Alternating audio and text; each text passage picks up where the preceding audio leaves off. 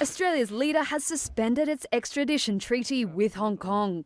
Prime Minister Scott Morrison said Thursday his country will also be extending visas for Hong Kong citizens currently in Australia and offer them a path to stay. It's a response to China's new national security law for Hong Kong. Under the law, Hong Kong suspects can be sent to trial in Communist Party-controlled courts in mainland China. What we've agreed to do is we've agreed to adjust the policy settings to ensure that for skilled and graduate visa holders, we will be extending visas by 5 years from today, with a pathway to permanent residency at the end of those 5 years. Protests erupted in Hong Kong last week over Beijing's move. There were hundreds of arrests, 10 of which were under the new law. The law punishes acts of secession, subversion, terrorism and collusion with foreign forces with up to life in prison, and has been condemned by some Western governments. Both Hong Kong and Chinese government officials have said the new law is vital to plug gaping holes in national security defences exposed by the anti-government and anti-China protests. There are 10,000 Hong Kong citizens in Australia on student and temporary work visas that would be eligible to apply for the new measures.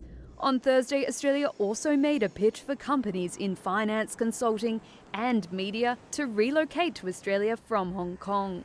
Acting Immigration Minister Alan Tudge. There is so much talent in Hong Kong.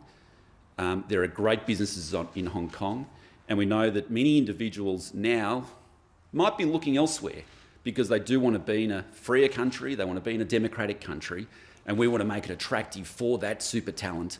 Incentives will include visa packages to relocate staff. Australia follows Britain in its move to extend visa rights to Hong Kongers. And Canada suspended its extradition treaty with Hong Kong last week. The travel advisory for Australians in Hong Kong was updated too. Around 100,000 Australians live and work in the Asian financial hub. They've been advised to, quote, reconsider your need to remain in Hong Kong if they are concerned about the new law.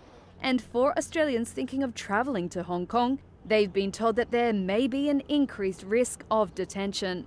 Australia's Foreign Minister Marise Payne also tweeted that she had spoken with her counterparts in the Five Eyes security arrangement, which includes the US, about Hong Kong. Shortly after, New Zealand said it was reviewing its own relations with the territory.